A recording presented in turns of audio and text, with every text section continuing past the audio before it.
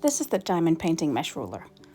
On social media, I see a lot of posts on this tool, people asking how to use it, and a lot of people expressing that they don't care for the tool because they can't get it to line up with their canvas. But there's a trick to get it to line up perfectly every time, and I'm going to show you how, because the secret is in the numbers. So what are these numbers, and what do they mean? Let's find out. So these are a few of the rulers that I have in my stash, and as you can see, they are different sizes. But when we talk about size of the diamond mesh rulers, there are two different sizes to be aware of. These numbers right here are the quite obvious ones. These tells you the length and width and the amount of holes of the ruler.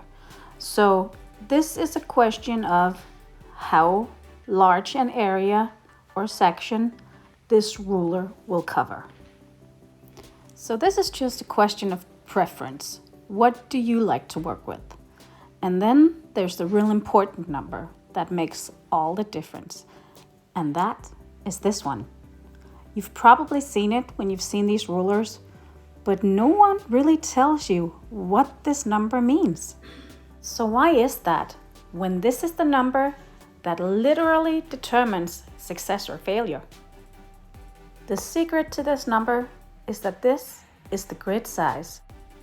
The grid is the continuous squares on your canvas where the symbols are placed. And every canvas has its own grid size. So if you can't get the ruler to line up with your canvas, chances are that you are working with the wrong ruler for the canvas.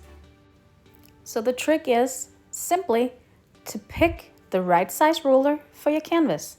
And I'm going to show you how to do that. This right here is my next canvas, and it's around where I like to use my ruler. So I need to figure out which ruler to use for this canvas, which size is the right size for this canvas.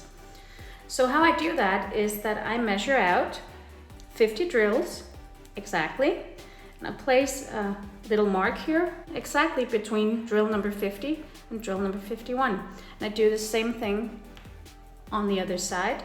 In my experience, not all canvases have the same grid vertically and horizontally, so I just measure out to be safe. So what I do is I measure out the 50 drills in order to find out the size.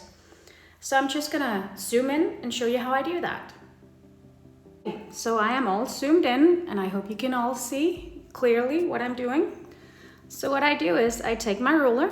This is just a standard ruler that shows centimeters and millimeters, and this is key. You need a ruler that shows millimeters. So not inches, millimeters. So what I do is I place it down on the exact spot between drill number 50 and drill number 51. And then I measure it to the edge. And as you can see, this canvas measures 14.1 millimeter exactly. So do the same thing on the other side. Place it right between drill number 50 and 51. There we go. And it's exactly at 14.1. What this means is that this canvas is a 141 canvas. But what about the ones that end in a 0.5? What does that look like? So I'm just going to show you. I don't have a 0.5 canvas, so I'm just going to show you how it would look if it was a 0.5 canvas. I'm just going to zoom in and show you the difference, because this is where you need to be very precise. So if your canvas measures between millimeters, like so, just over the 14 mark, but not quite at the 14.1, then you have a 140.5 canvas. And the same thing, it measures between 14.1 and 14.2, then you have a 141.5 canvas. You need to be precise when you measure this because a 0.5 millimeter can actually make the world of difference for your ability to fit the ruler to your canvas. So back to my 141 canvas. If I were to place any other size ruler than a 141 ruler, then I can't get my symbols to line up. And I'm just going to show you that. So this is 142. I'm just going to place it down and line it up here at the top. And as you can see, the lineup is nice for the first 3, 4, maybe even 5 rows. But as we move along, can you see? The symbols no longer line up. And the same way, if I were to take this, a 139, line it up nicely at the top. Here we go. See that? And if you have experienced this, no wonder you hate this tool. I mean, this is no good. No one can work with this. So yeah, I can understand why some people are very, very disappointed in the diamond painting mesh ruler.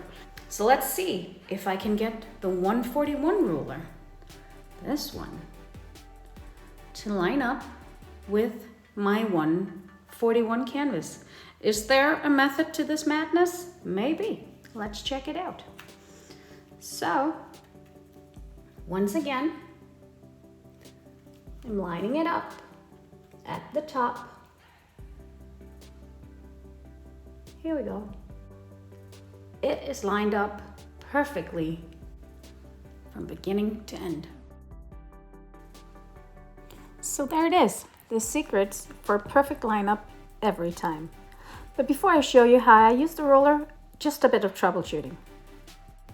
Most canvases tend to be within the range of 140.0 and 141.5, but this is not always the case. If you have a canvas that is lower than 139.0, you can't use the mesh ruler. In this case, you will need the plum blossom ruler, which is this one. These come in different sizes, just like the mesh ruler, but I have seen the grid all the way down to 137. I've also seen a size 127, but I think that is meant for mini beads. Sometimes canvases are just off. I don't know why, but I have experienced canvases that weren't in a 90-degree angle, so obviously no ruler would fit that. And I have experienced changing grids where the canvas starts out one size, but somehow turns into a different size as you move along. You might be able to get around that one by changing between rulers, but if you are unlucky to get one of those, I honestly think that those are production mistakes, but if this happens, no ruler will fit. So that's just one of those things that you can't plan for. Also, choosing the right frame for your ruler might make a difference when you work with it. These rulers, they come in a lot of different styles, so it's just a question of preference, what fits you. This bottom one has a solid edge all around, which might be nice if you have a canvas that is as wide as the ruler. The top one has a solid edge on 2 sides and a smaller edge that lines up on the other. And then there's my favorite, this one that has a solid edge on 2 sides, but no edge on the last side, which means that this is, in my opinion, easier to line up. And then there's the grid. Should you go for a narrow one like this one, or should you go for one that is wider? This is a question that only you can answer because it's about preference. But in my experience, the narrow ones are a bit more sturdy. The wider the grid gets, the harder it becomes to work with it. It's harder to get off the canvas. And the wide ones do break a bit more often than the narrow ones.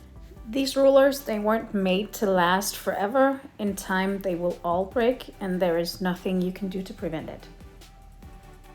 But if you choose the right ruler for your preference and the right size for your canvas, I do expect that you will be very happy with the diamond painting ruler. Please let me know in a comment if this is the case for you. Now let's take a look at how to actually use the ruler and what to be aware of. So the way that I use the ruler is that I start by measuring out the exact height of the ruler, and then I cut the plastic at that height, and I cut it all the way across the canvas.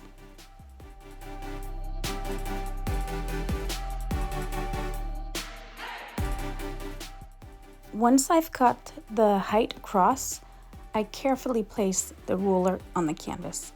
I don't stick it down, I only let the grid touch the canvas, not the sides, just the grid. Then I cut the plastic right at the edge of the grid. The exposed section is now the exact size of the grid in my ruler.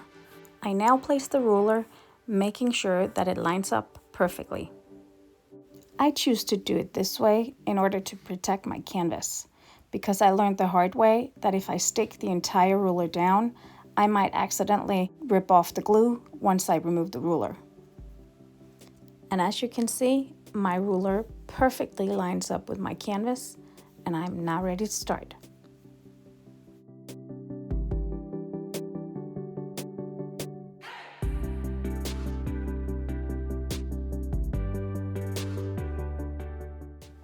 When the section is done, I roll it in order to get the drills to loosen from the ruler.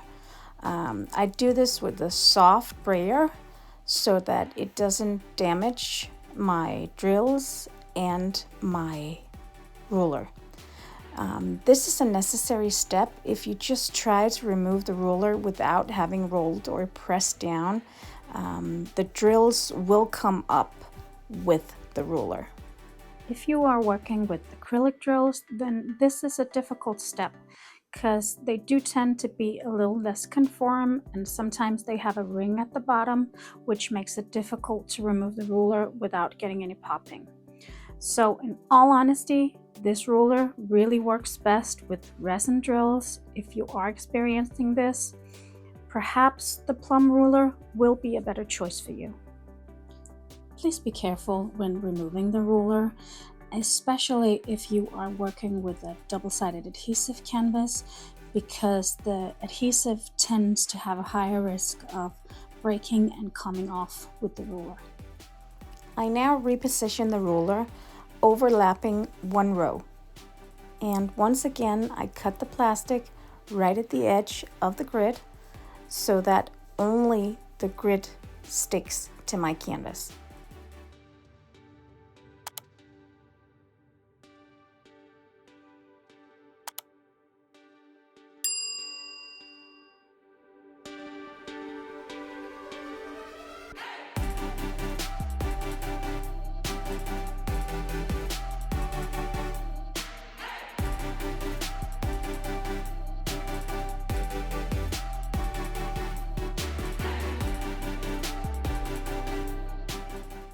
So this is how I use the ruler, and this is the result. What do you think? Please let me know in a comment if this video helped you getting to know the ruler better and getting a better result working with it. If you like this video, please let me know by giving it a thumbs up. And if you would like to see more content like this, please support the channel by hitting the subscribe button. Thank you so much for watching, and I will see you in the next one. Bye!